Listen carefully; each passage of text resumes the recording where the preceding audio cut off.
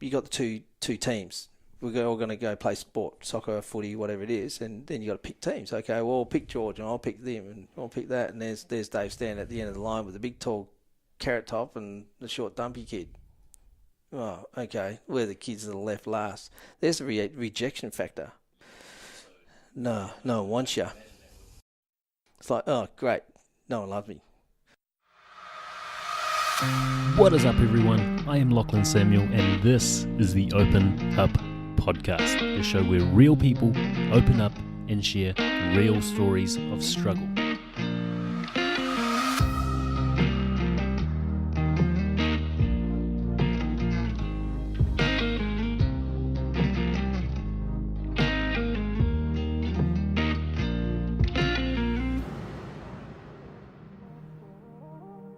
Yo, before we get into this episode, I just want to say that the feedback to both Mitch and myself for episode 29 with Mitchell Vicarage has been amazing so far.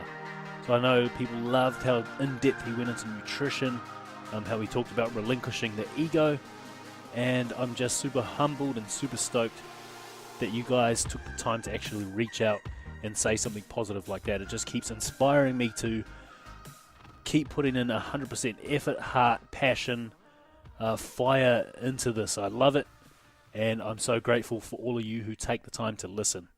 Now, with this episode, I know you're going to be motivated. By the end of it, I know you're going to want to get up off that butt and do something to better your life, because this dude is inspirational. He's motivational, man. And we touch on what it's like not just to be born with one arm, but what it was like for him growing up and living with one arm, because he's faced a lot of rejection. He's created his own self-limiting beliefs that he's had to overcome over the years. And then we touch on what he calls pumping the positive, and it's really that paradigm shift for him that turned his life from one of mediocrity and self-limiting beliefs into this one where he's now super successful in real estate, making the most of his life and inspiring others to do so as well. I know you're going to love this, guys. If you want to, please feel free to reach out and let me know what you think of the episode. Let David know what you think of the episode. Yeah, I'd love to hear it. But without further ado, let's hit it. Yo! Are you good to go? Yep.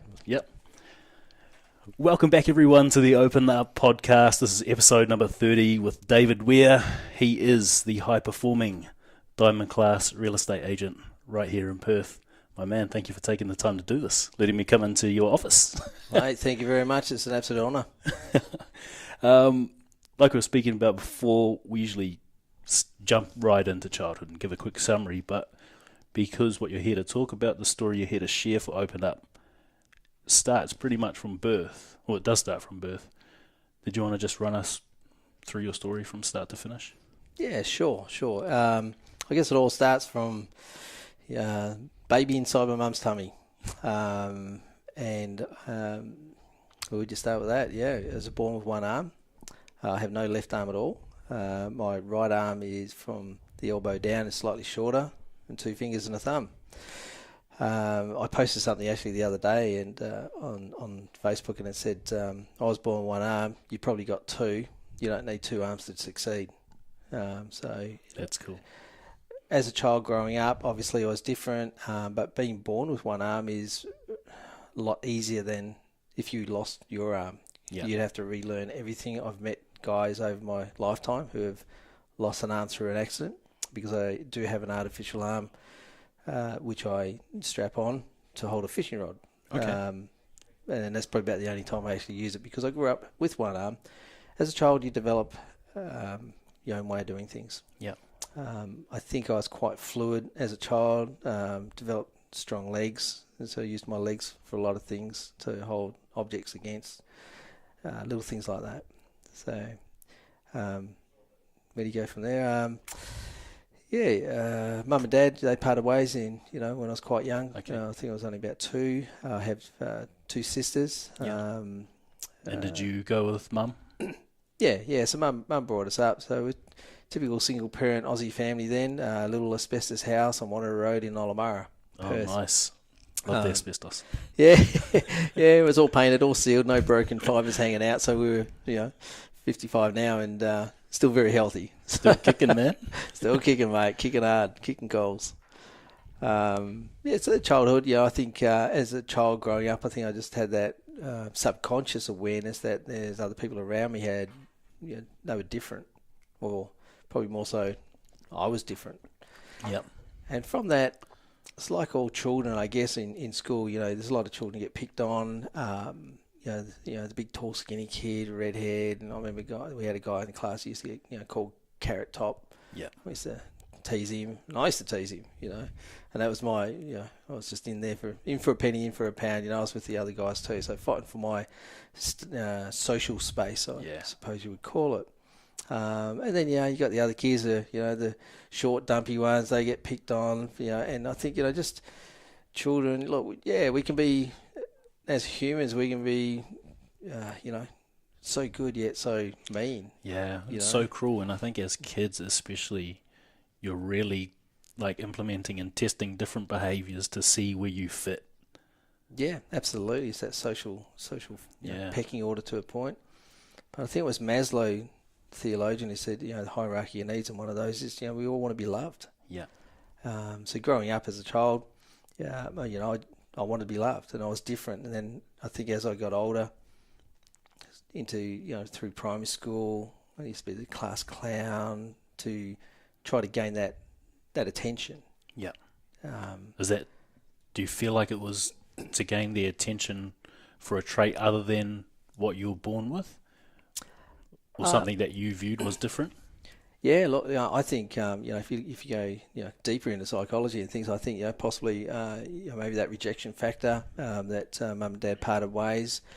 When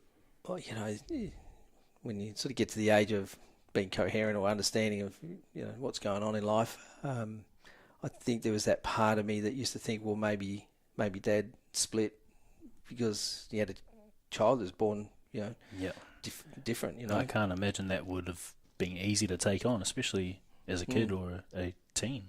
Oh, look, absolutely. My father, he was in the Navy, came out of the Navy, and he used to work for the security, running the payrolls and things. Then he was a bus driver. But he was in the Navy for many years with my uncle as well. So these guys, it's that lifestyle, I think, and then the pressures of being away. My mum, die-hard love for him, would always take him back. But as a child, I think, a lot of us have separated parents, and you can develop that sense of rejection that, why did they leave? If, crikey, didn't love me enough, or, didn't you love me? Did just you not like me? Answers. It's too hard, so you split, thanks a lot, mate. So you go through that part, but yet there's the other part wanting that sense of identity of where you came from. Yeah. So part of you hangs on to that as well. So socially, growing up with one arm, it's I just went hard. So I learned how to kick a football, and I got good, strong legs, and I could boot a footy real well. Could bounce it on the run a little bit. I could mark on the run and catch a ball on the run. So I just found different ways of doing things. That's amazing. Swing a baseball bat. Wasn't such a great hitter. Certainly pitch one. Spin bowler, because of the shape of my arm from the elbow down, my wrist actually doesn't bend backwards like everyone else. So I couldn't bowl like you would bowl straight down the middle of the pitch. I'd bowl, and as it came out of my hand, it naturally came out spinning sideways. Nice. So I was an outside, it did spin on the outside, and I was pretty deadly as a bowler. So that's pretty cool. So even as a kid, you were pretty resilient. Yeah, I just wanted, just needed that to be as good as everyone else. And was that something that was instilled in you by your mum at all? Did she treat you any different because of being born with one arm? Or No, I think my poor mum, bless her heart, love her heaps. She's still here today.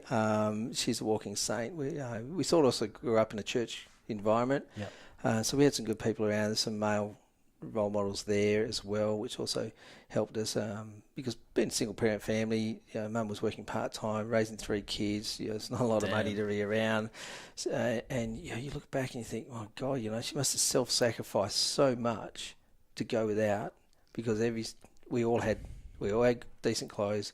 We all had this new school bag. So, looking back on that, my heart just, cries out to him. Yeah. Mum, if you ever hear this post, I love you heaps as well. You gave your all. But that social thing growing up it runs deep. It runs deep. And you just fought. Well, I fought. So I grew up fighting, fighting for my place in socially you just want to be accepted. So, yeah. And if I boot a footy and everyone goes, yeah, mate, good kick. Oh, you beauty. So that stirred me up. And that gives you that buzz. Yeah. And I think most people resonate with someone who is overcoming their own obstacles and achieving. Like, even if it is just kicking a footy, like that's pretty big time. And for your peers, that would have probably been like something to cheer at. Yeah, absolutely. Got a good friend of mine, Sammy Munira, Nolamara. He was always, we reconnected some time back, and he was saying, oh, mate, you're just amazing as a kid. You could do anything. You gave everything a go. And I did. And socially, I had a lot of frustrations. But so grade 5, I think halfway through grade 5, Mum was trying to, I don't know whether it's an age where your hormones, your body starts changing, whatever, you're getting ready for high school and all that social environment. My grades weren't great because I was so busy being the class clown that trying to get attention that I just didn't focus. I wasn't focused in class, so my grades weren't great.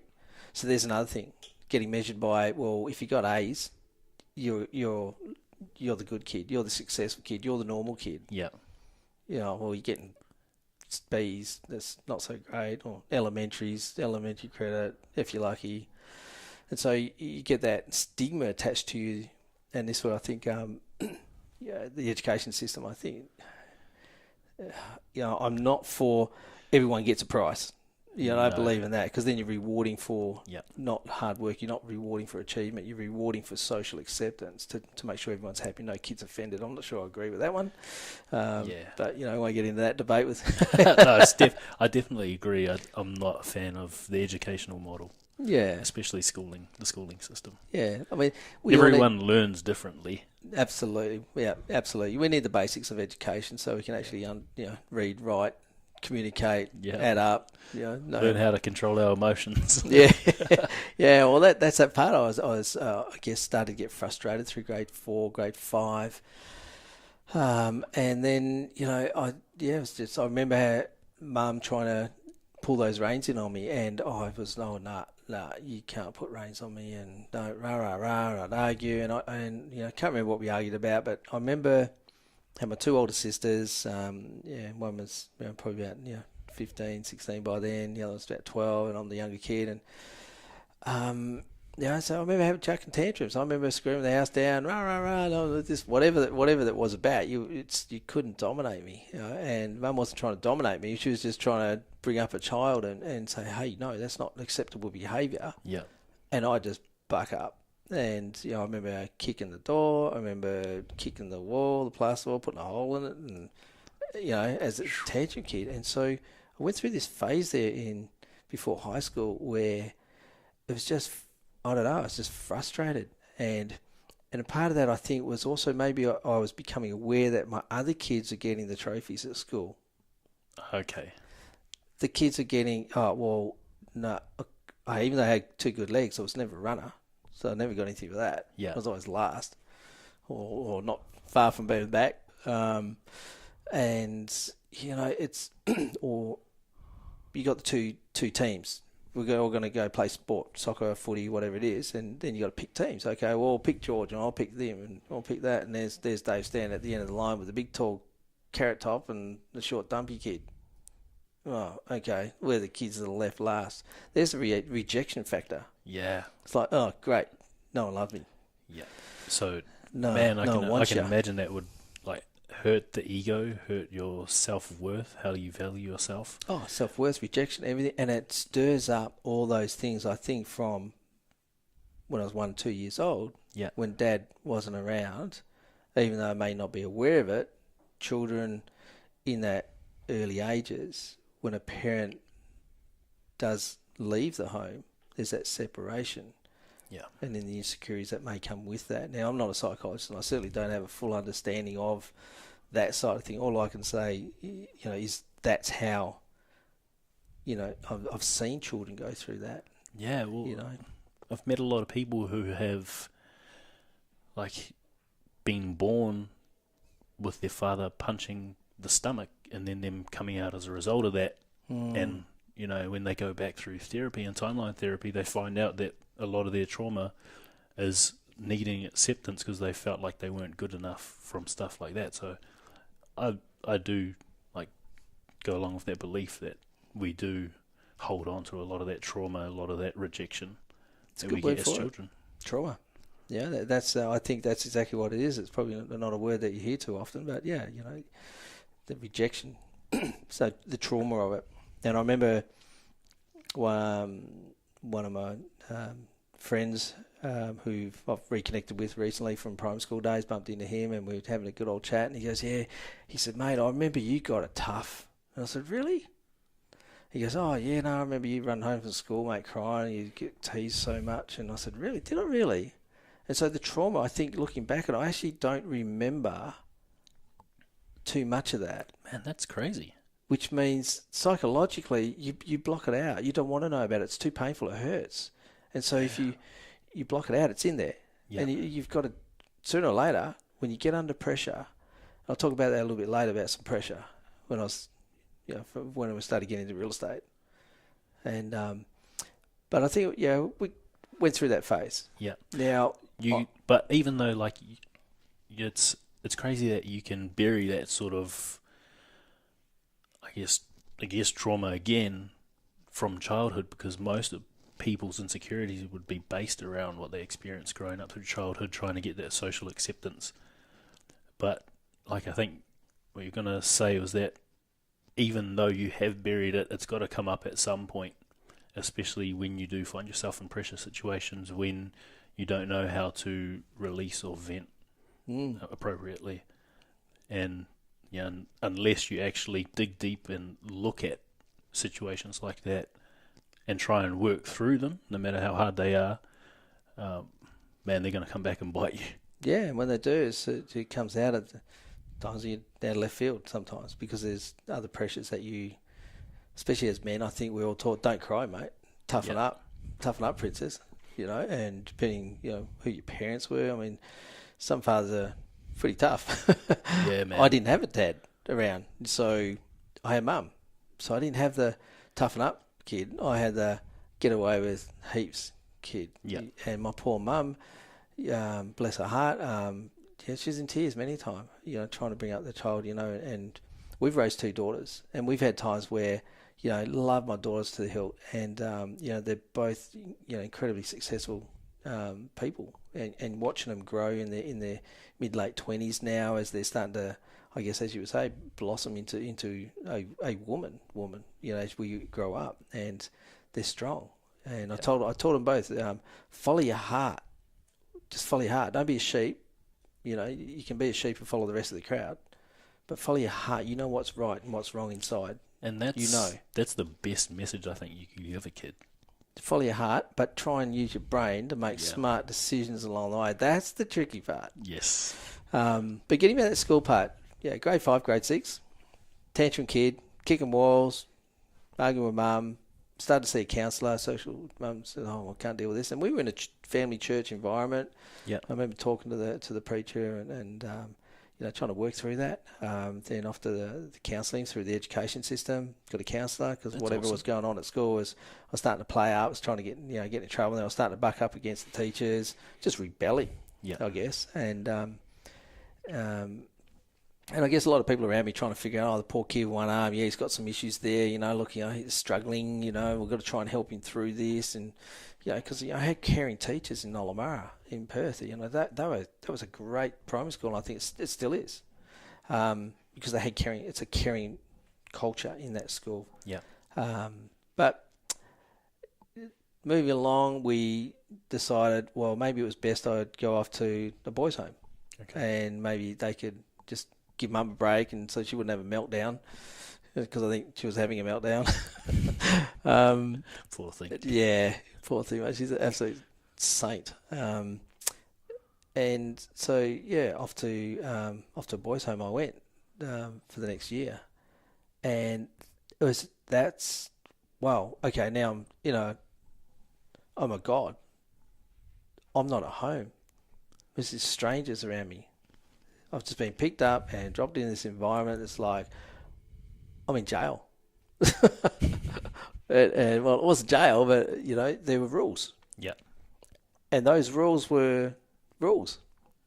So you're disciplined if you didn't follow them? Well, you just knew that you could sense that there's this authority there. And then you watch a couple of kids and, they're getting lined up. Oh, man, they're like getting six of the best. Shit. Holy crap. Well, okay. I'm going to keep my mouth shut around here. So you go from this free reign where you get to cause havoc at home and at school to going to boarding school. Yep. And then Best having the potential of getting your ass whooped. Yeah, pretty much. And then, I remember, we a couple of us run amok in the dorm, and the big boss man walks in and wait. Oh, poo. Okay, lines us all up, and I'm thinking, oh no, oh my god, he's gonna pull the strap out. I'm gonna get the strap. Oh my god. And anyway, and so in my head, I'm thinking, this is. When you grow up with one arm and you can't go fist to fist with somebody, you learn to navigate around them. And then I became very good at verbally navigating around people and getting to feel sorry for me and make allowances for me. Yeah.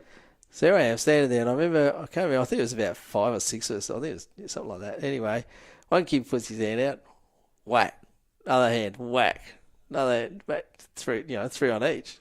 Lines me up, and I just looked at him, and I probably had that little poor puppy, please love me look, and he's gone, put your hand out.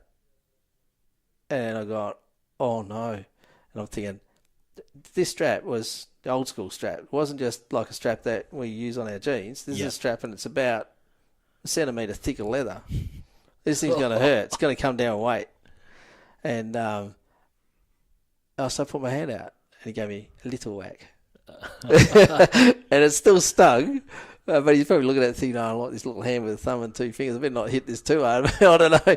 But so anyway, I had my little whack on the hand. It's like, oh, wow. So, ow, that hurt. Oh, no. Okay, consequence for my actions. Yeah. But the other thing was I just got treated like everyone else. That's cool. And these are the funny things you remember later on in life when I look back on it, while we're having this conversation. And I can't thank you enough for this opportunity, because it's actually reminded me of some of the things in my life that we spend so much time looking at things that happen to us, and we don't look at sometimes the payoff of the benefit of those things. Yeah, I've heard a lot of people say lately that things don't happen to us, they happen for us. Oh, I was just about to say that. Aaron Sansoni, one of my mentors, he's a big sales king in East Coast Australia. Yeah, definitely. Great mentor. He actually helped me through a challenge there a couple of years ago, and that was exactly that phrase. It definitely helped me get through a very, very difficult business situation a couple of years back. And to look at it and think, wow, I'm so much stronger.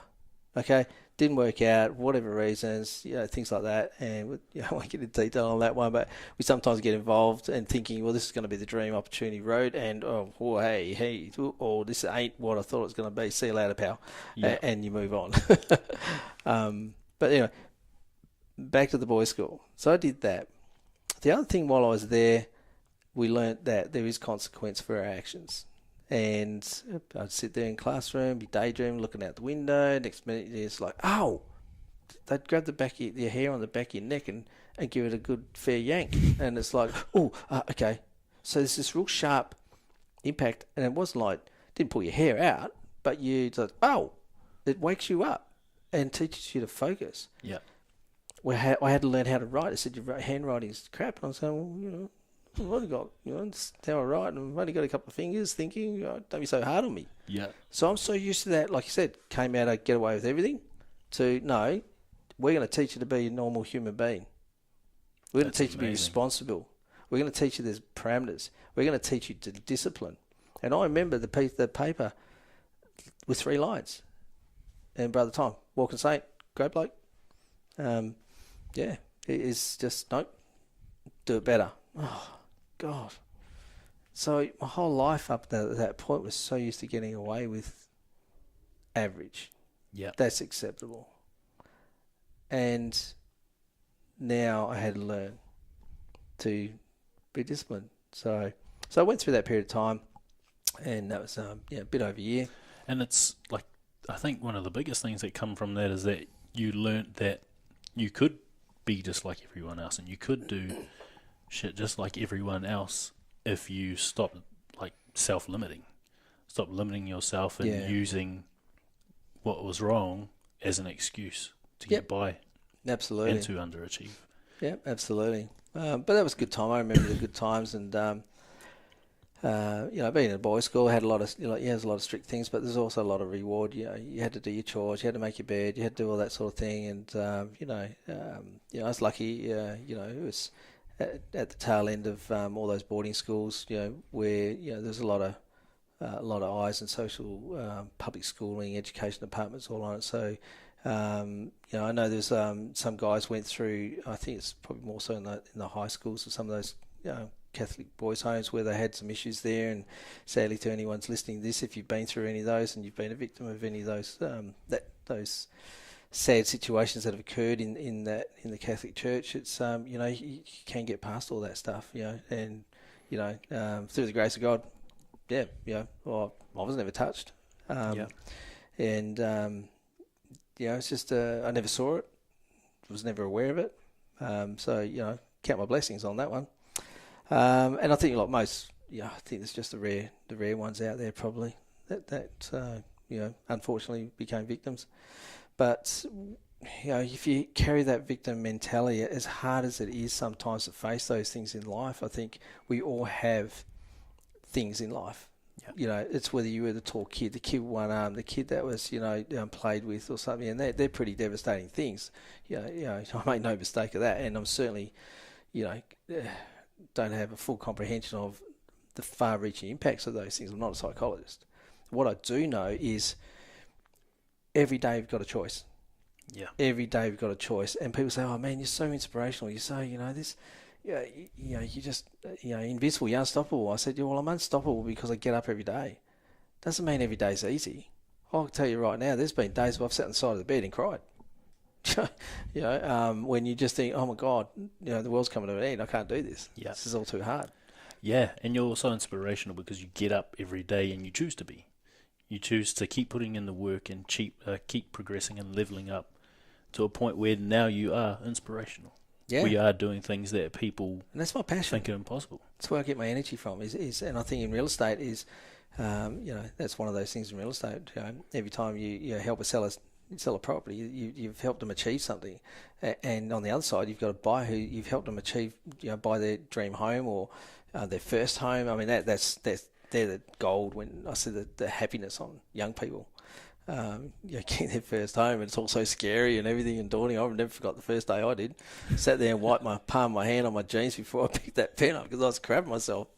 But back to the school thing. Got through that, and went back home and started to push those parameters again.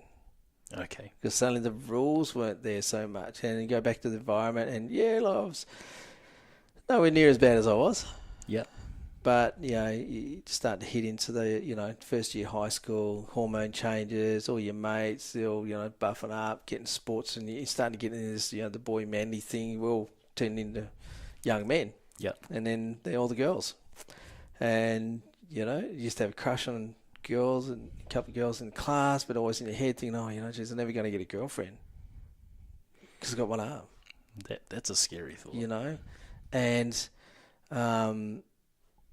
and anyway, I went out. I remember this one girl, and yeah, sort of went out to the speedway a couple of times, and pretty much very short relationship as you do in high school. Yeah. That was probably the first one. Probably it lasted about about 4 weeks. We went out 4 times, and yeah, so then off you go through high school again. So that was probably the only girlfriend I really had in high school. And so you go through that period, and then I struggled to get good grades, and just wasn't focused. And so I developed a mentality of being dumb. I used to think, oh, geez, maybe it's like, that famous Afro-American speaker, Les Brown, who goes, oh, labelled educably mentally retarded. Yeah. I wasn't labelled that, but I was thinking, oh, geez, it must be dumb bum, because it's, my grades are like basic, and elementary credit. And I think that's like when we were talking about the educational system, that's the flaw in it, is because if you aren't achieving the grades by learning a certain way with a certain structure, then you are perceived as less than everyone else. And that's where that hole is in the education system, I think, where there's a program called Step Up. Yeah. Which was founded by a chap by the name of Michael Sheargold, who was also one of my previous mentors and did his boot camp in real estate, and that's some of my formal training there. And he founded this program for teenagers called Step Up. He got into the schools, awesome program, and he will get successful people from different walks, either business people or sports people, and they come and do some speaking, be little mentors for these kids, and they do a 2-day weekend. That's cool. And he brought it to Perth one time, and I thought, oh my God, yes, finally somebody's doing something for these kids in high school, because there's kids in high school that they have no hope. They've lost faith. Kids they're coming from families that are breaking up or families that aren't breaking up, but they're all both working. There's no time for the kids, and all these different things we do in life, and we all get too busy. And, and I paid my price. Don't worry about that. I paid a big price. I remember walking in to say goodnight to my daughter in the early years of real estate, working my butt off, the early morning and late nights. And it dawned on me that it was a hot summer night. She was laying on top of the bed and she was already asleep, as they often were when I got home. And I raced home. I tried, got to try and get home at least to say goodnight to my daughter for a change. I was starting to feel bad about it. And I remember standing there at the doorway and looking at her, and she was laying on top of the bed, and I was just dumbfounded. It just stopped in my tracks and looked at her and thought, oh my God, how did you get that long in relation to the size of that bed? Yeah. And I've suddenly realised, when did you grow that big? And it's like, that's not healthy. And, there are those things in life, we get too busy. But these kids in high school, I went through high school, did all that, finally got through high school, got to the end of third year high school, year 10. Other kids were going into year 11 and year 12, and they were the smart kids. And then the guys who didn't have good grades in year 10 went out and got apprenticeships and jobs and things. Yeah. I was the kid that was year 10, not going into fourth year. And so they had at Balga High School a course called the alternative course they'd started. And that was the kids who had potential, wanted to do more, needed to do more, i.e. grades, basic, elementary credit, and went back and did third year high school again with the core focus mainly on the core subjects we needed. And we had a surfing option. That was our sports option. Made a score at 6 o'clock in the morning, out with a bodyboard, or 5:30 in the morning, and a couple of surfy teachers. And yeah, that was great. That was awesome social environment, because I was a great bodyboarder. I've got 2 strong legs. You don't need 2 arms to paddle. Maybe I should write a book that. Don't need 2 arms to paddle. One will do. It's a good title. I reckon. I've always thought about writing a book called Selling Single-Handed or Single-Handed Success. One day I'll write them. But there was that social environment that fed that, and I was, suddenly Dave's pretty cool. He's hanging out with these guys, and we're all surfing, and in some of those ways, during end of winter, they got up pretty big, but I had no fear. I was fit as a bull. legs was like hydros, just pump them. And so that was good times. But the high school, got to the end of that, I did get my grades up. They weren't A's, but they were all intermediates and intermediate credit. So it proved that, well, maybe it wasn't dumb, and got through that. Now what? Oh, crap. Here's the real world. Got to get a job. Oh, God, what's a job? What sort of job? What can I do? Where kids are going in, I'll be a bricklayer, carpenter, and they go, well, you can't be a bricklayer in 2 arms, and well, you probably could, but it just funny how people look from the outside, and go, well, this is who you are, what you've got, i.e., right now. So therefore, you can only do this. So now everyone else was limiting you as well. Yeah. So you just had this constant thing, and I think this is the whole battle in life. Is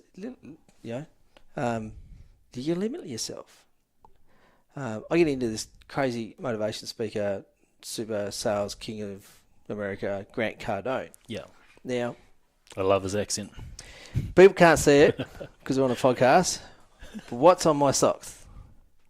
10x. 10x. Grant Cardone say 10x. But I don't even wear the socks because it primes your brain in the morning. So, I got my affirmations I got stuck into recently again, which just flipped my whole attitude around within 3 days flat. Yeah. Because people say, how are you so motivated? I'm not always motivated. He said, I'm human. I get blindsided by things. People let you down, people rip you off, people don't pay you back, or a multitude of things. So, my whole life, pretty much in those early days is all about fighting against the current. Yeah. And it's a bit like the Japanese koi tattoo where, this symbolises the koi is one of the strongest fishes that will swim against the current of life with determination and persistence, without giving up. And then it gets to the end, and it's only the strongest will then leap, like a big leap of faith, up that waterfall, what they call Dragon's Gate, I think they call it, and then they evolve into the flying dragons. That's so cool.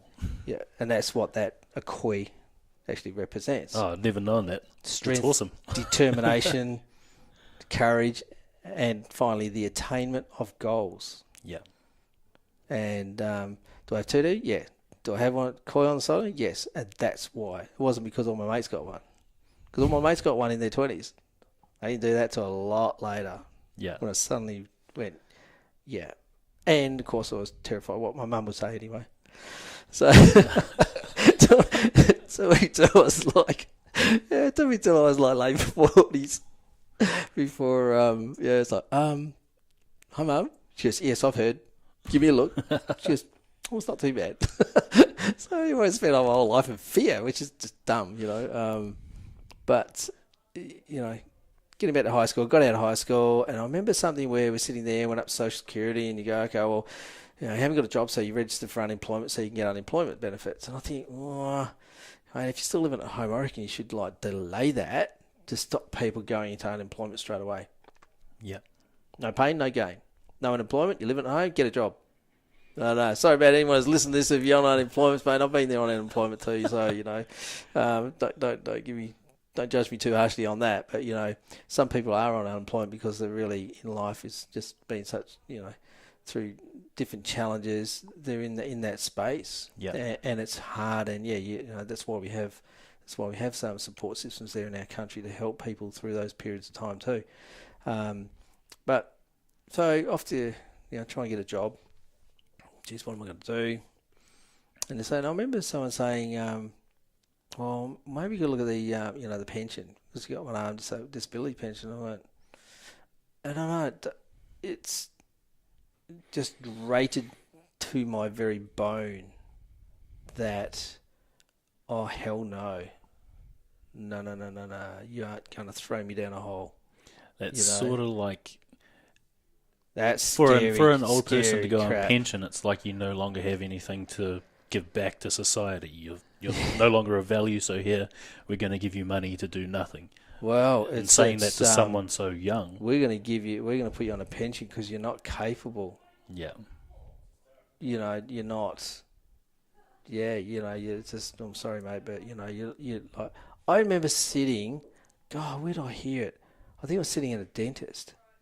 Jeez. A few years ago, and this lady, old Italian lady, lovely lady. She was a lovely lady, and she said, "Oh, were you born with one arm?" I said, "Yeah, I was." She says, "Oh, you were one of those defective children," and I heard those words, defective. I thought, what the hell? I've never heard that phrase before. But apparently, way back then, when I was born, that's what they said. Like in England, it was a thalidomide drug that was given to women for morning sickness to stop morning sickness. But the spin-off effect was, or the side effect was, the deformities. And in England, there were hundreds of kids born with deformities. And then this tablet went out worldwide. I think it was, I haven't really looked into it too much, but I think it was a German company. So anyway, they finally shut it down in England, but they were still getting pumped out in Australia and pumped down in America and Canada and around the world.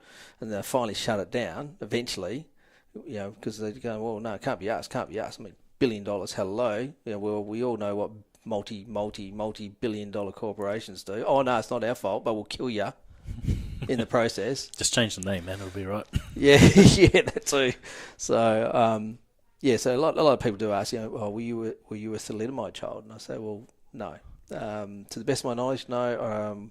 Got married, had children and things, and went and checked all the medical records. I had nothing there except to say, possible cause of birth defects may have been contributed by mother having severe boils in early pregnancy, something to do with high toxin levels, may have contributed. Could be anything. There's a lot of things out there in our world that's toxic, nasty things, chemicals, stress. Maybe because my mum, parting ways, semi-parting ways with dad at the time.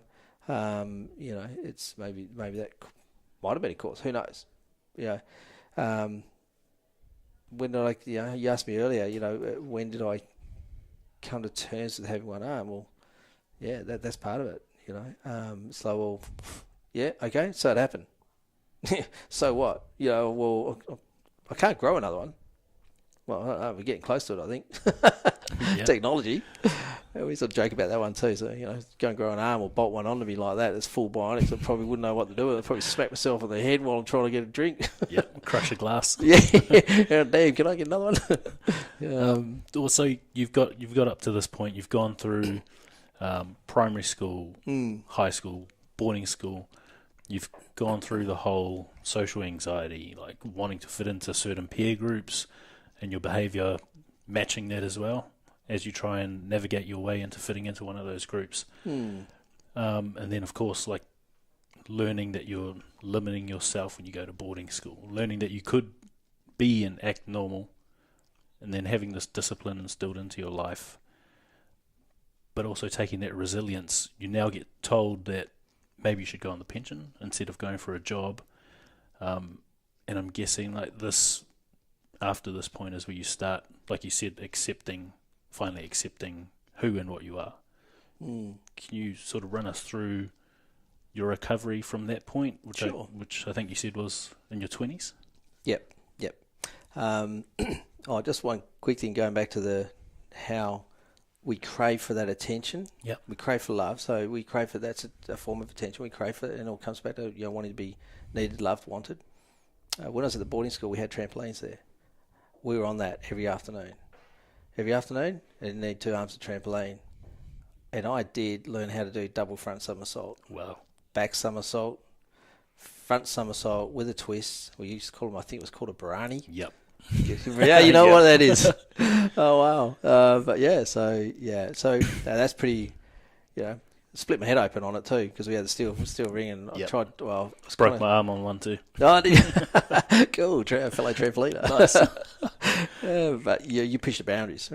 That's what the sport's about. So that was that. So I left school, wanted to get a job. I was like, hell no, don't want to do that. Through that period, got a job at Myers. My mum used to work at Myers part-time. Okay. And went in there for an interview, and then I thought, well, okay, I'll give him a job as a sales assistant. Cool. Don't need two arms. Don't need two arms to sell. So I did that. And during this period of time in my life as well, I was also had started roller skating. So my big sister Sylvia, sadly is no longer with us today, but she used to take me roller skating. And funnily enough, the building you and I are sitting in right now, Yeah. Pier Street, City of Perth, used to be a roller skating rink upstairs. So how's that for like circle of life, eh? It's like, wow, this just blows me away now. Roller skating, 2 legs, very fluid, awesome balance, push boundaries. So and then Perth went through that era where roller skating came on, and they started opening up roller skating rinks, and I loved it, and I was great at it, and I was on it whenever I could. And of course, a kid with one arm was getting there, got in sweet with the DJs and all the owners and that, and they gave me a lifetime pass. Sick. Beauty. You couldn't stop me getting to that rink. I had my own skates. If Mum couldn't drop me off there, I was hitchhiking. I got picked up by some weirdo dude too one time. He started asking some weird questions. I said, yeah, well, you just better wear my roller skate in your face. But, mate, yeah, just drop me off here. Thanks, mate. Yeah, I'm not sure. He was a bit weird. I think he was one of those predator type dudes. I don't know. But, yeah, got out of that car. I got really, really good at roller skating. We're talking about when did I come to acceptance of having one arm. I got on that roller skating rink, and I was getting good. And I could do the spins, and I could go backwards, and I got speed skates, and then I could do the splits, do full-on spins. And I started to do a thing called what they call rexing, which was disco dancing on roller skates. Yeah. And I got good at it. And then I got great at it. And so it was one of those things about I was in the spotlight big time. Because everyone's going, wow, mate, you're so good at that. Wow. You just split, mate. Like, wow, yeah. And I loved it. I lived it, breathed it, loved it because it fed everything about being wanted, needed, appreciated, acknowledged, self-esteem. I was great at something. Everyone's just going, wow, hey, Gabe, how you going? So I had this social environment now, and I was normal. Yeah. And I was hanging out with the dudes. We were hanging out. We'd go to roller skating, and we'd go down to the Pancake Kitchen in Morley. So I went to skateboard. I was a king there. Then we had Speedies in Morley, and I was king there. And, I actually, Jimmy Carton and 3 other girls, we formed a dance team and started practicing exhibitions. Yeah. We even did a Jeans West promo for Myers. Cool. Peel-a-thon solo, like in front of 1,100 people. Yeah. And so, there's this little kid who's crying and craving to be loved. Still crying and craving to be loved. And from the outside, people just see David Weir, this amazing guy. And the chicks, this guy, amazing guy. Yet on the inside, I still don't believe that, maybe I'll hook up with some chick sometime. Yeah. And so I was still craving on that. So I was still lonely. And it's this loneliness that you carry. And we all carry it for different reasons. So that was that element. So we really excelled in that. And the biggest thing, solo routine I did with my white pinstripe blue satin pants with a white pinstripe satin top with the cowboy tassels. That was like pretty wild back in those days. In front of 1,100 people on an appeal-a-thon night at the biggest roller skating rink in Perth, Midland. And I remember going out onto that thinking, this is it. This is the top. This is fame. This is, wow. This is daunting. This is starting to scare the crap out of me. So I rolled out on there. Music started. George Benson. And started skating. And started moving forward. And then went to turn around and sat down on my ass in front of 1,100 people. And went, oh, God, no. Went to get up. Pushed myself up. Skates went straight out from under me again. Back down on my butt. Oh God. And like, Oh, just no. that whole feeling of, oh my God, meltdown, anxiety, like your body just gets flooded with adrenaline and fear, and I don't know what else was mixed up in that. Just that, oh, okay, yeah, grow up as a little kid getting rejected. Okay, now I'm going to sit in front of 1,100 people and feel crap. Oh no. And I remember my choreographer coach was Gary, was just over to the right, probably about 15 feet away from off the ring. And I was about 15 feet away from the edge of the ring. Mm-hmm. And I heard this word, David.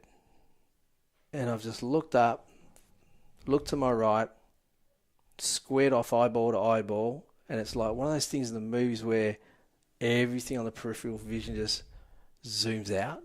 And it's just this one face in the darkness and these two eyes. And he goes, finish it. And I've paused and he goes, no, shook his head and went, you damn will finish it.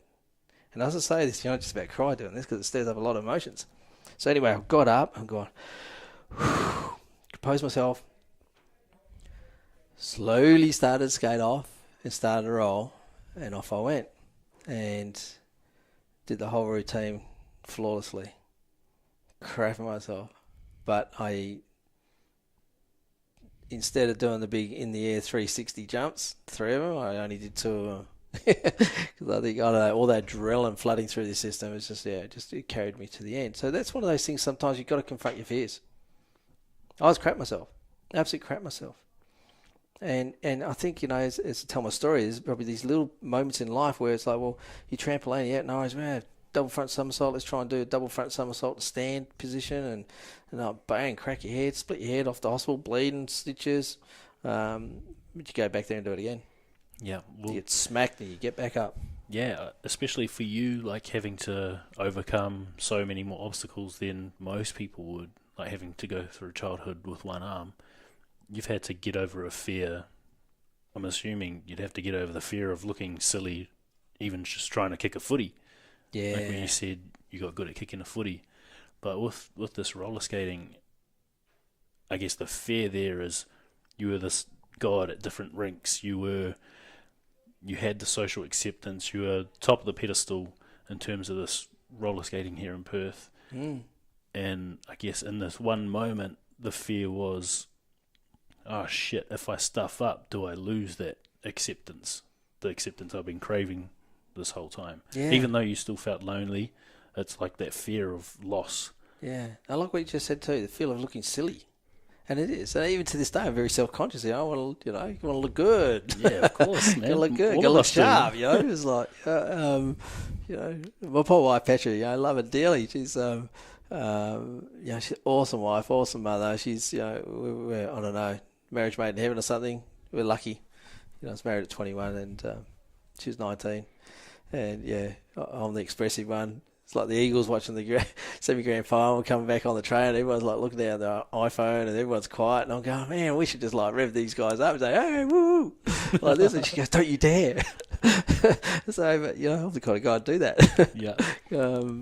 Because just to push myself out of my comfort zone. And we all live in comfort zones.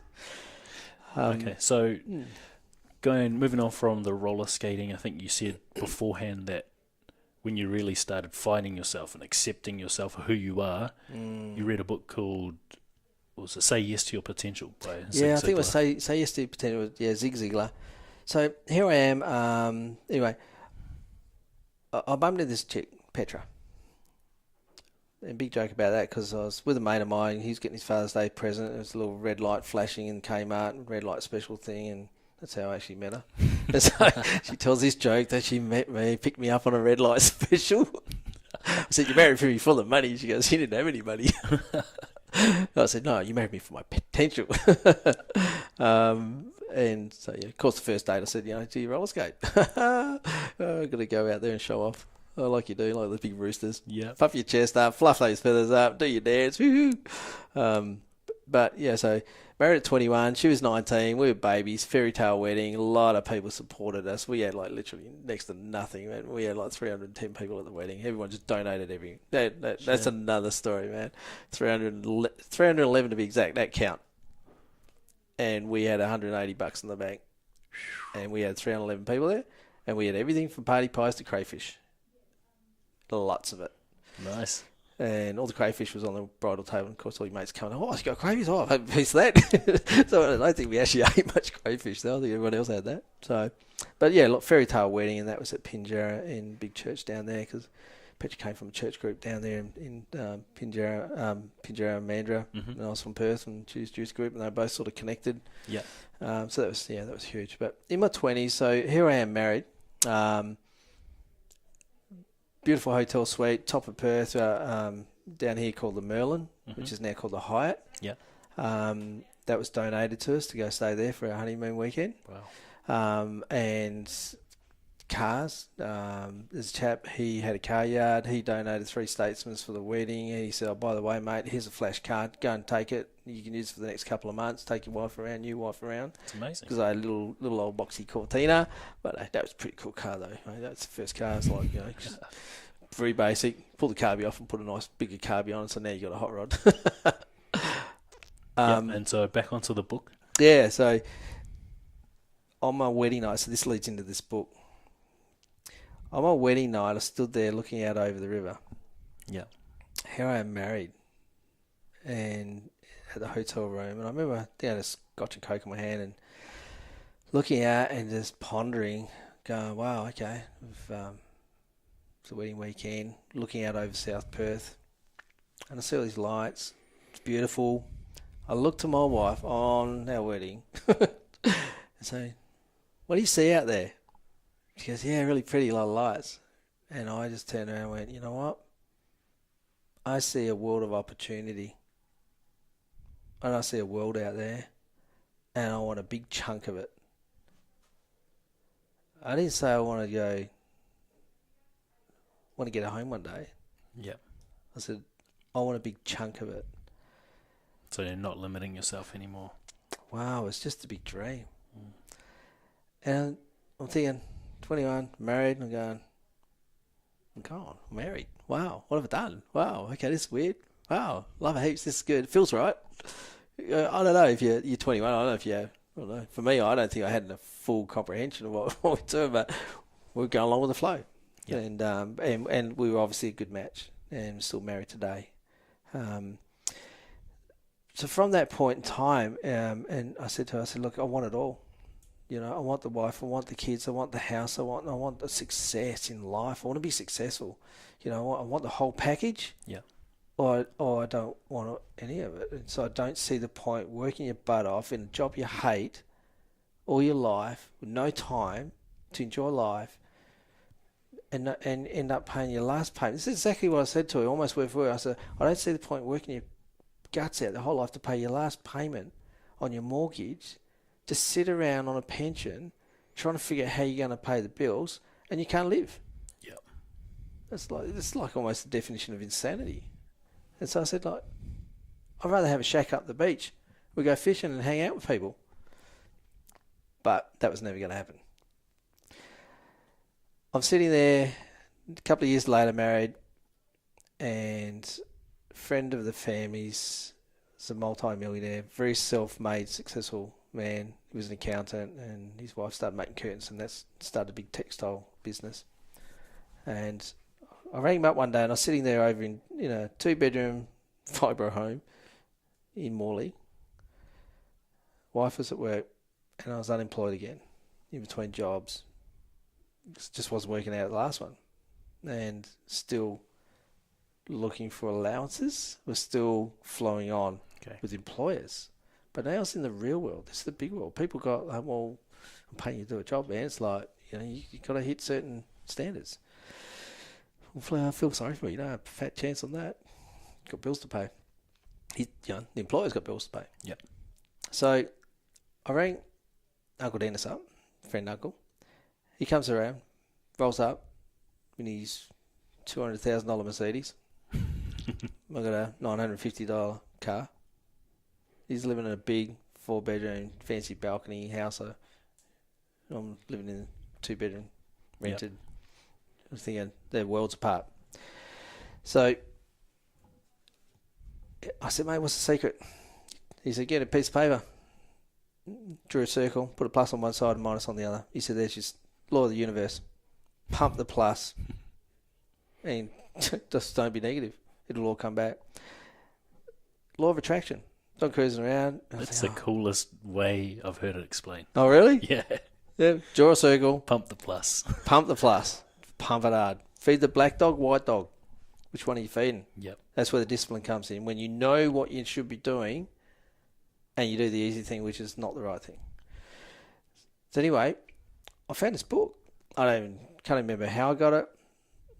I must have been cruising through Angus and Robbins' bookshop or something, spotted the book and went, yeah, cool, okay. Wow, what's that say? It's the potential. Yeah, get that book. Now, I wasn't a reader in school. I was not a reader. Yep. I can't even remember finishing a book in school. This book, I didn't put it down. I started reading, and it had big letters, so that was easy. And it talked in simple language, so there was that hunger inside. There was still that hunger inside wanting to achieve in life. So I read this book, and it's like, oh, okay, well, maybe there's hope. You can achieve anything in life if you just set your mind to it and stick at it and all that stuff. And I think, well, okay, maybe, God, I've got to figure out a way how to do this. Anyway, mate and I, we hung around. We were just partying and surfing and doing not much that summer. But he got a job, and it's like, damn, now I've got no wingman. Okay, wife's working. I'm feeling really bad, a bit guilty about this. Okay, better go get a job. So I started making applications and got a job. So I worked in the administration, got a job in finance clerk and did some work there. And I worked for an organisation and ran a small gift shop in town, trained 4 people there. So because I had a little bit of studies also, I went back to school at night, did some night school and did the first year and a half of accounting and law. Yep. So, and because of the retail background as well, put the two together, perfect job, go run this shop. No worries, I can do that. 4 people, they need training too. No problem, I can do that. Don't know the first thing about it, but I knew how to build their self-esteem, and from there, it all comes back to that. These guys, there's 4 people there, and each one of them actually had cerebral palsy to varying degrees, and none of them believed in themselves. One guy tall used to look at the ground and walk in with a bad stutter and hardly talk, and good morning, David, and wouldn't look at you. 3 years later, good morning, David, how are you? And look you in the eye. That's the kind of things in life that's gold. Because we're all here, we all come from something that's been tough. I was born with 1 arm. You got 2. We got different backgrounds. Everyone's been hurt at some time, but we've got a choice to stand up and get over that crap. Yep. So that's where I started to believe in myself, because I got into that, and then I bought, who's this guy, Zig Ziglar? Oh, Google that, Amazon.com. Oh, you can get tapes. See you at the top. Oh, okay. What's that one? So I bought this tape, and I was now working at Medallion Steel, back into sales. And my wife said, you've always been the happiest when you've been in sales. And so, I went back into trade sales. But I listened to this tape because it was really interesting working in the tough boy environment, a big warehouse, and so it's like rah rah rah, and all the language under the sun. And Petra just come home. She said, Dave, you're starting to swear a lot. And I go, yeah, sorry, because of your environment. Yeah, I find that a lot with FIFO too. Yeah, absolutely. What do they say? Miner's mouth. Yeah. And this thing in life is you become a product of your environment if you A, don't change the environment, B, don't strongly discipline to not become your environment if you can't get out of that environment. And this is where you have a choice, and people go, I can't do this, I can't do that, rah, rah, because of this. Well, change your environment. No, I can't do this, blah, blah, blah, I hate this job, it's so negative, everyone's bitchy at work. And I said, well, change your job. Oh, I can't change your job. Why not? Well, 45, no one's going to employ me. Really? Have you tried? So you don't want to put someone in front of me that feels sorry for himself. I can tell you that right now. Because I will build you up. Yep. You don't put someone in front of me and feel sorry because I'm going to pay out on them. I'll build them up. Yep. So you big difference. Really started finding your value and your self-worth and helping others. Oh, absolutely. That's my passion now, big time. And that's where it came. Awesome. Zig Ziglar pumped into the tape. So I listen to these cassettes every single day on the way to work, every single day on the way home, because I wanted more in life. And then I bumped into a guy, and he got me into Amway, and we started doing Amway, and I just, that was great. Why? Because they were talking about all these self-help books, how to develop yourself, how to build a business. And so Petra and I built a little team, and that was great. We did that. for a while, and then sort of dissipated a bit over time, and then cutting further forward into the real estate world. So got out of that because I still wanted more. So I'd worked hard, couldn't go any higher where I was working. I was starting to struggle because of the workload. So I was hitting my limitations. And the guy once said to me, he said, you get promoted, you work hard, and you become great, so they promote you again. You get promoted until the point where you can't get promoted because you now hit your ceiling of potential or ability in a particular field. Doesn't mean you're useless. Doesn't mean you're failing. Doesn't mean you're a dumbass. It just means you've hit your potential in that particular talent. And I had to learn that because that was a sense of failure for me. I'm failing in my job. I started to stress out. I took the big leap of faith, went into real estate. Everyone said, get in real estate. How do you become successful? Yeah, go do this, do that. Do some door knocking. Oh, no worries, I can do that. Come from the steel industry. I'm a big tough boy. Pulled up on the street. Never forget the house. It was about 3:30 in the afternoon. Beautiful spring day. Birds chirping. Not many cars around. So surreal. Got out of my car. Locked the car door. All my dreams are in front of me. I went, oh, crap. I can't do this. And literally, 38 years old, I'm going, man, I've got to. It was like one of those movies again, looking at the door, then everything else zoomed out, and it's just a big giant door, like a horror house. I was terrified. Yeah. Absolutely terrified, because now I went into real estate because I wanted to be able to stand on my own 2 feet and make a name for myself, for my wife, as a man, as a husband. That was just in me. Whether it's right or wrong, I don't know, but that's what was driving me. Yeah. Still for that, looking for that ultimate, I'm okay. I think that's primitive. That's primitive to be the male, to be dominant, to be the provider. I think when men lose that trait where they are valued for providing, that's when they fall into stuff like depression. Yeah. Oh, look, and hello. Guess what I did? Went home. I didn't knock on that door. Oh, okay. I got back in that car, I drove home, and I sat on the side of my lounge, sat there, and virtually glassy eye, odd little tear, and going, oh my God, what have I done? I've quit my job, I've jumped into this, what an idiot, what am I going to do? My mentor, sales manager, rings me up. Hi Dave, how you going? Just thought I'd give you a quick call, check in on you. How you doing? Yeah, not so good, mate. Oh, how's the door knocking going? Yeah, not so good. Have you done any? I was waiting for that question. No, mate. Mel, I was terrified. Mate, I don't know, mate. I just froze up. I don't know what to do, mate. I'm scared, I'll be honest, mate. I'm absolutely crap myself. He says, there's a difference between leaders and bosses. Dave, you're not the first person that's happened to. You won't be the last. I just need to hold your hand. Mate, you got so much potential. I just got to hold your hand to get you going, mate. You'll be fine. We'll catch up tomorrow. Grab your bodyboard, go for a surf, and think about all the things in life you want because you can have it all. Oh, my God, cool. Man, you're hitting to that core. You are hitting to that core, smart man. Went back out the next day with him, did some door knocking. He goes, right, you do that side of the street. Oh, really? By myself? Yeah, not going to get beaten up. I'm right here. Okay. Hi, how you going? My name's David Weir. I'm a real estate agent. You want a free appraisal? No, thanks, mate. Okay, see you later. And I felt like I was so awkward, out of my environment, stick in the mud, felt like a salesman. But then after a while, I got the hang of it. And it's like, hi, how you going? My name's Dave. Just doing the rounds, doing the PR thing. Just wanted to think you're selling the house, blah, blah, blah, and off I went. And eventually somebody said, yes. It was like, oh, really? And that was like me trying to get a girlfriend. Oh, you want to go out? No.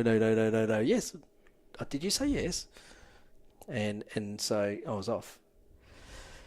And then that fueled, wow, they picked me. Woohoo. Now I got to sell it. Oh my God. Oh God, I hope I can sell it. And got it sold. Woohoo. They love me. They love me. Someone loves me. I've done a great job. There's that self-esteem. And now, subconsciously, I'm on the road to my dreams. Yep. Threw my heart and soul into it because it's, it's a bit of a, black dog, white dog. It's a bit of a bit of yin-yang thing going on there because suddenly I'm in the right place, in the right zone, and it is feeding all those demons. And so it consumed my life. And even my boss said, be careful of real estate. It can destroy people. It can take over your life if you don't control it. Yep. And it will force everything. It'll put you in a position where you're under pressure. And it'll force all those little nasties in your life to the surface where you're going to have the opportunity to deal with them or bury them. Getting back to what we're talking about, childhood traumas and all that, yeah. And I guess that's why I keep stepping out of my comfort zone, because I always want to grow. Yeah, and that's a powerful trait. That's a powerful trait to have. That's why I don't give up. Yes, I have hard times. Vince Marafro, my mate down south, they call him the King of the South. We went and did a Diamond Club thing, training together, and the guy's a rock star. He's so damn good at what he does, and he keeps on going, "Oh, Dave, thanks so much for the inspiration. Thanks for for being there when I need you." We had a great chat this morning. Had a couple of challenges he was facing. I said, "Well, just wanted my advice on." "Oh, thanks, mate. Yeah, well, cool, great, go for it."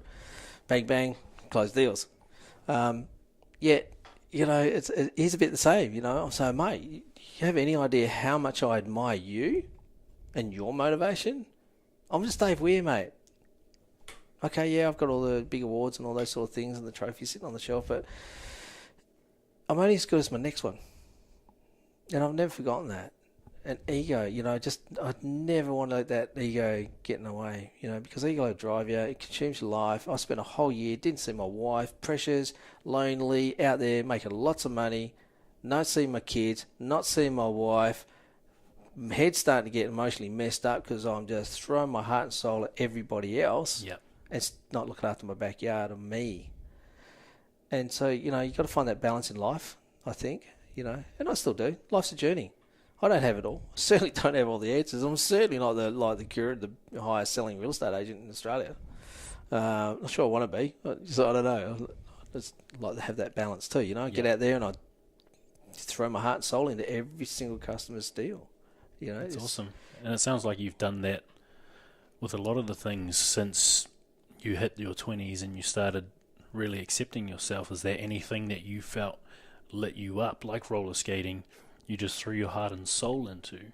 Because not only did you find acceptance from others, but you could finally accept that you could be bunny ears normal. Yeah, I think the roller skating was easy. Yeah. Because I found it easy. It was physically easy, and I didn't have to communicate or navigate or negotiate or hit KPIs or standards. I just got out in the roller skate and, did what I did, and I just rolled. But you threw yourself into it by being there every day as much as you could. Yeah, because I threw myself in. Yeah, I absolutely got there somehow. Because why? Because there was that addiction to the adrenaline, the addiction, it's your craving. And adrenaline is a drug, like any other drug. I wake up early. I'm not an early riser. This 5 a.m. club. Yeah, really? Yeah, okay, look, I'd love to be the 5 a.m. guy. Never been a 5 a.m. guy. I think I wake up at about 5:15 or something this morning. Couldn't go back to sleep, so I think grab the iPhone. They say, don't grab your iPhone the first thing in the morning, do some meditation or something. I was like, no, oh yeah, we're all different. I've got the iPhone and put Tim Ferriss on. It's like, oh yeah, okay. Or Les Brown or Grant Cardone, and just start pumping your head up. And affirmations is a huge thing that I use now as well. And the first thing on the top of that list is, I will not speak negatively today. That's powerful. The second one, I will not dwell in the past. I will live in the present, and I'll work my butt off for my future and help as many people as I can along the way. Yeah. And I think those two, and there's a whole bunch of other things after that, I'm confident, I'm strong, and I'm disciplined, and focused on my goals and blah, blah. But those things there I found by saying that in the morning with conviction, with passion. And sometimes I beat my chest and go, yeah, game on, let's go. It's, some people use lucky bands. It's this thing, it's that psychological thing to click your brain, connect it with your body to launch forward every day. And I'm 55 years old, and I was saying to one of the girls here, at SLP in the office just a little while ago, I was talking about a joke about someone I was showing a house to, and I said, it's a great environment, blah, blah, it's like, like for the oldies, over 55s, and I'm suddenly going, hang on, I'm 55. I think, and I said this to the buyer, I said, hang on a second, I'm 55. I said, but I'll be a young 55, I'll still be firing when I'm 95. Zig Ziglar, it was rocking on a rocking, I was talking to one of the girls in the office this morning, get out there, live life, be crazy, don't be irresponsible. But Zig Ziglar was bailed up in a shopping centre, sitting on a rocking horse with a big Texan hat, going, woohoo, yeah, woohoo, yeah, rider, cowboy. And everyone's standing around. Look at this dude. Shopping centre manager comes down. Is this a true story? And he says, excuse me, sir, you're going to have to get off that. He goes, why? He goes, well, you're creating a bit of a disturbance. Look at all these people. And he says, and he got off the horse and looks at the guy. He says, yeah, mate, I guarantee you, none of them laughed or smiled like that for weeks. Have an awesome day, sir, and walked off. Now, it just had a massive impact on people. And I think as people, as humans, we need to do that. We need to, yes, we all carry baggage, and we need to deal with that in one way or another. Sometimes we need to go and talk to people. People don't talk to people. We're all too scared, too proud, too whatever. And, I've lost a sister, and that, that I carry that, and it's painful, and it's sad, and it's horrible and yucky, but it is what it is. I can't change it. I can't bring it back. Anyone listening to this, drugs is not a great place to be. And look, I've seen some of our friends in their 20s went down that road, and one of them's no longer with us. Yeah. Another one's probably got one foot out the door, and it's like, it's heartbreaking, when I didn't understand suicide and things like that. I've never really been to that place. I've been in a dark place, after that year of cracking all the awards, and suddenly the world just stopped for me, and I had to go and just took 3-4 days off and said, "Babe, I love you heaps. I'm not going to go and hurt myself, but I need some space," because I was just about to have a meltdown. Had to find myself. Yeah. And I think it's really, really important that we take time out of our life to do that. When things get hard, just take a step back, go down to the beach, sit there, and just write on a piece of paper the things that you hate, and then tear it up.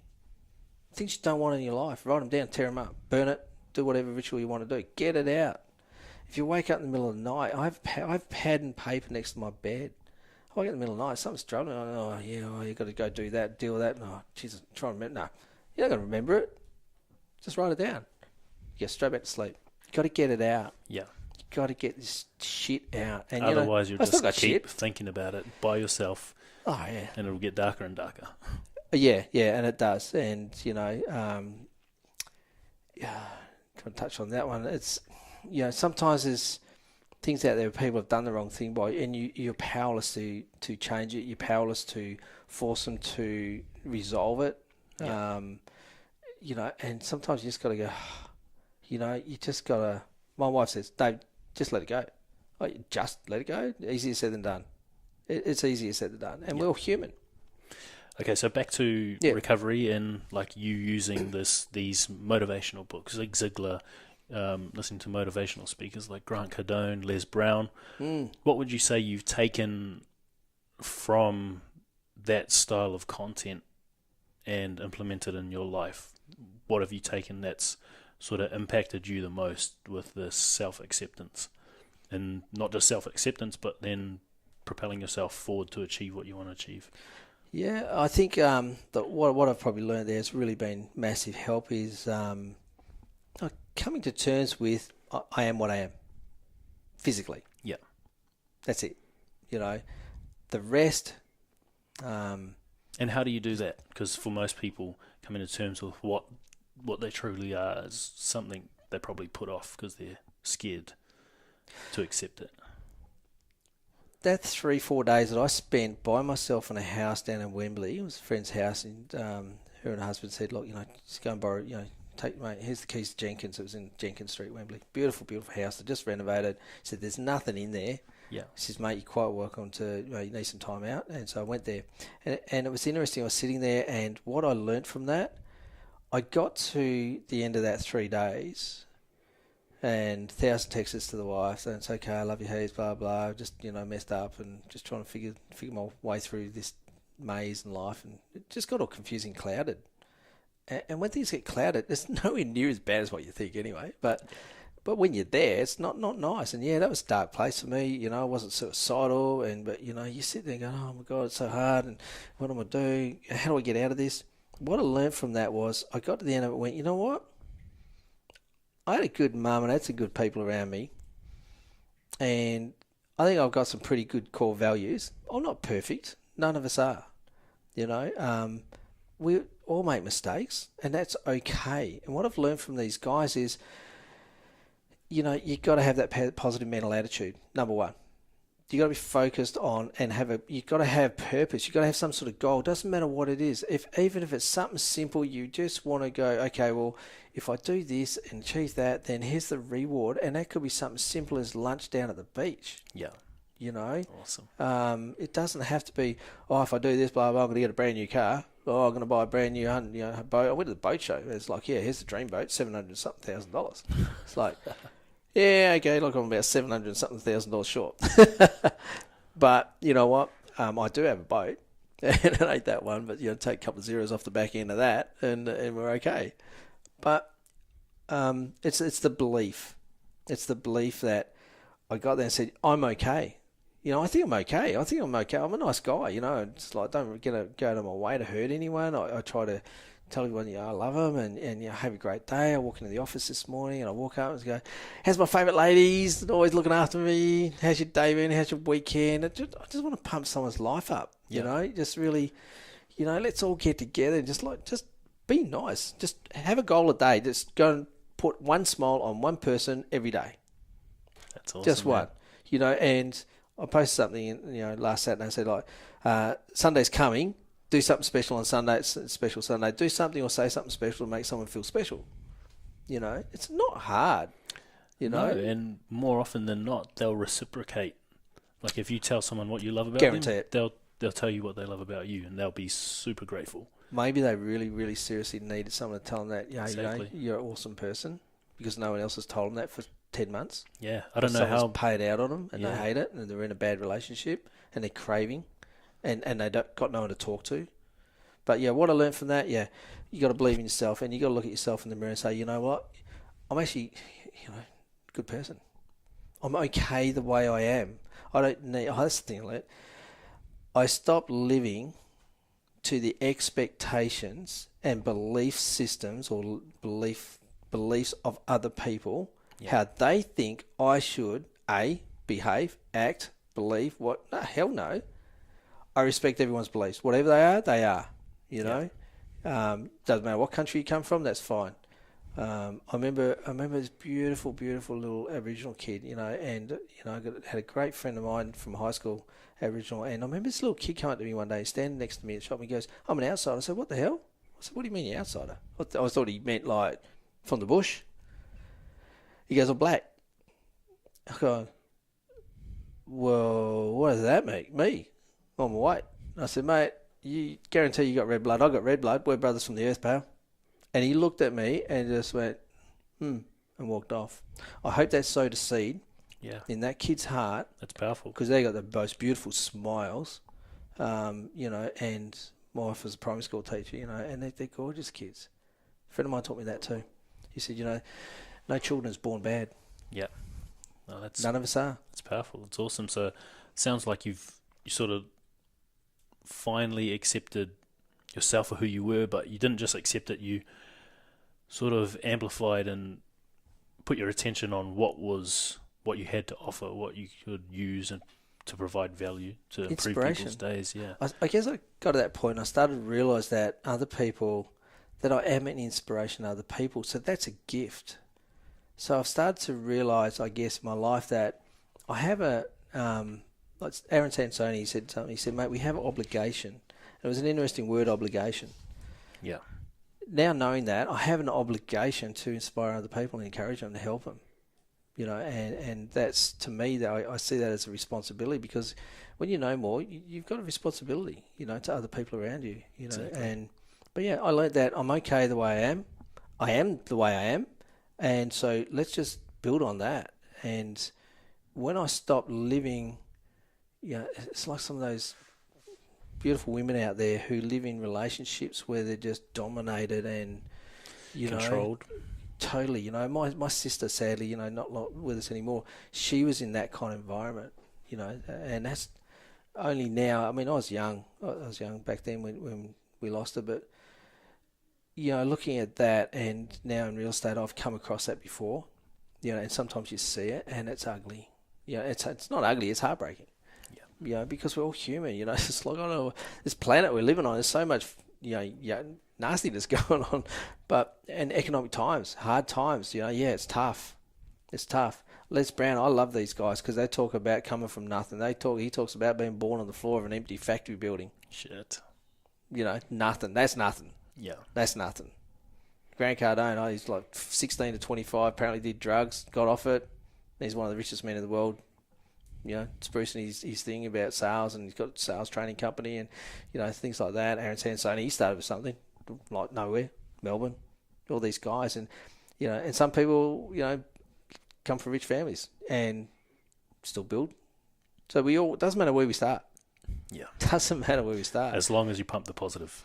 Pump that positive, man. It's like, and get around positive people. Get around positive people. That's the line, man. Get out there. Man, as I say, can't do it single-handed, mate. You don't need someone else. Exactly. We just got to dig deep. You got to find passion. You got to have purpose. If you don't know what it is, just start writing. Just start writing. I know what mine is. I've got a wife. That's number one. I've got a wife, 2 daughters. I've got a grandson now. He's awesome. They all got 2 arms, 2 legs. Yeah, a lot to live for, my man. Wow. I think a couple of the questions that I wanted to ask you pretty much summed up by your riffing away there. And your mission is, I think you're talking about, you just want to keep inspiring people. Absolutely. To hit their goals, hit their targets, and to make something of their life, like you did for that little Aboriginal boy. Oh, mate, yeah. Let him know that he's no different than you, and that he can achieve what you can. Because Chris Lewis became one of the best players of the West Coast Eagles. I lived next door to their family, in Nollamara, and good family, really good family. That's so. Awesome, man. I got an appreciation for life, I guess. I've developed over the years. Went through my 20s, it's like, I remember, tough days, my daily still days, I was gay phobic, but now I've got some of the best customers. They're gay, they're the nicest people in the world. So when we break down those preconceived ideas, start living your own life, be you, just be you. Yeah. Set your goals, write them down, have some affirmations. Doesn't have to be a sermon. Just some basic stuff. Prime the mind every day. Just got to prime that mind. Tough economic times, more important. Yep. And when you're constantly pumping that positive, looking for what's good rather than what's bad, you're more than likely going to find what's good, the opportunities. Yeah, look, all the gurus talk about the Dennis Waitley's, Jim Rohn, Zig Ziglar's, Les Brown, the whole lot of them. Go look them up, Google them, search them, find them on YouTube. There's so much stuff there you can listen to. Just listen to it. Listen to something first thing in the morning. Just take 5 minutes. Yep. And then listen to something at night time, man. It's like, just get in that zone. And if, you may not kick off on it straight away, do it enough. I can guarantee you'll start getting that. Yeah. I was doing, crikey's on the way here. Guess what I was listening to? Coming to meet you. What? I haven't heard it for so long. I looked it up on my phone, searched it on Google, plugged it in. I listened to it, 3 times on the way here. Eye of the Tiger. Nice. It's like Eye of the Tiger. And it's funny coming to do this interview. It's like I really thought about the words that was in there. He talks about, it's that Eye of the Tiger. Have an eye for life. Yeah, it's powerful, man. Get out there, pump that positive. I'm not sure much more I could say, but Cool. David Weir, and mate, I'm on Facebook. Feel free, look, find out, hook up, whatever. Cool. If I can inspire somebody, just if you can save a life, that's how important it is. Exactly, and I think helping someone accept who they really are, or inspiring them like you are, is going to save people's lives, whether you know it or not, whether they tell you or not. Yeah. Because what you're doing is powerful. And I want to acknowledge you for that. Not just for that, but for coming on to do this on a platform that's,